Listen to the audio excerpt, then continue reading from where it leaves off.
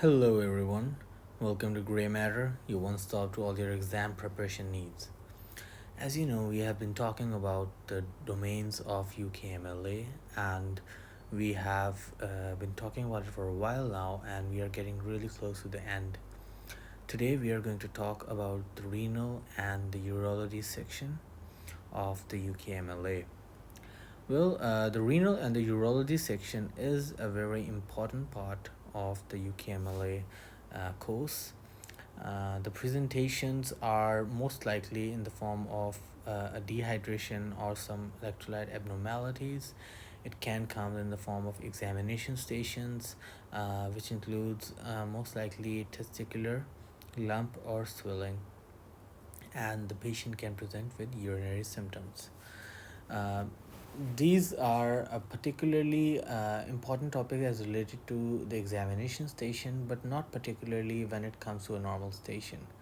But still, we are going to talk about all the topics that are included. Abnormal urine analysis. In the abnormal urine analysis part, there's going to be some lab tests that are abnormal. In this, it can be some kind of there can be glucose, there can be nitrates, it can be some urinary tract infection, or it can be some problems with the kidneys. So this is associated with and abnormal test results that are present in the renal or urology section of the UKMLA. Then comes the acute kidney injury and CKD. We are going to talk about it in together. And the AKI is usually caused. It can be caused by dehydration.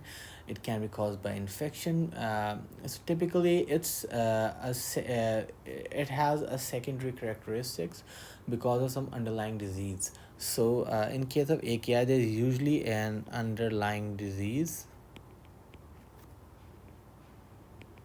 that is affecting the functions of the kidney. So patient can be dehydrated. Dehydration can lead to AKI, or he can be having some kidney stones. It can be having any kind of health problem that are affecting the kidneys. It can be a respiratory infection. It can be a GI infection.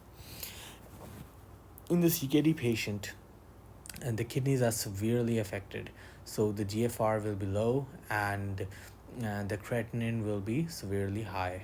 So the CKD, they are divided into different types, into different stages, and the treatment option is different according to the different stages. You have to learn about the different stages of the CKD, and you have to know at what stage what treatment option is preferred. Dehydration, it can we have talked about it, causes AKI. So electrolyte abnormalities, we have already talked about it in the normal urine analysis. Erectile dysfunction. Now erectile dysfunction can occur in the form of a medicinal cause, or it can be some psychological cause. It can be due to depression. I encountered in my exam scenario in which it was due to a psychological case. The patient was depressed, and that led to the erectile dysfunction. So you have to find out the cause according to the history from the patient and deal with it accordingly. Hematuria, it can be any number of causes. It can be infection, or it can be stone. Infection, it can be stones. Then comes the hypertension. We have already talked about it before. Hypertension can affect the kidneys as well. Oliguria, the urine, there's less urine being produced by the kidneys, and it can be due to acute kidney injury, or it can be due to the CKD. Peripheral edema and ankle swelling, again, this can result due to the CKD. That can be due to other causes such as heart failure, so you have to rule out all the other causes. Scrotal testicular. Now, this I would say is the most important topic in the renal and urology section. This usually comes in the form of the examination station, in which there is a lump present on the testes, and you have to feel the lump. You have to do an examination on it, and it can be some hydrocele, or it can be some testicular cancer. You have to denote it from the examination and the history from the patient. Urinary symptoms, it can be any number of symptoms, like it can be a burning micturition, it can be uh, pain during passing the urine, can be incontinence. So any number of urinary symptoms. So the presentations that we have talked, they can present in the form of acute kidney injury, they can occur in the form of BPH. Now the BPH is very important section. It can occur in the form of a patient asking for a prostate PSA test, because one of the his relatives had prostate cancer. And BPH can occur in the form of simple urinary symptoms. When you're during the examination section of the prostate, you denote that it is a BPH. So it can occur in these two forms.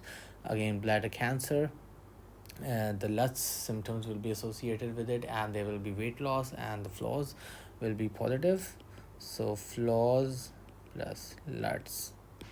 In the CKD, we have talked about it. Dehydration, we have talked about it. Diabetes insipidus, so and diabetes nephropathy. In both these cases, patient will have underlying diabetes. There will be polyuria, polyphagia, polydipsia, and the kidneys will be affected.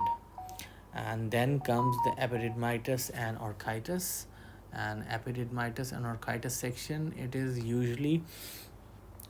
usually presents as pain, and it can be differentiated by the Prehens test, in which the testes are lifted, and if it relieves the pain, and then it denotes the epididymitis, or it can be due to a testicular torsion. The orchitis, it is associated with mumps. It is the complication of mumps. So you have to rule out any rash, any prior rash of the patient. Multiple myeloma, and it is called the mother of back pain.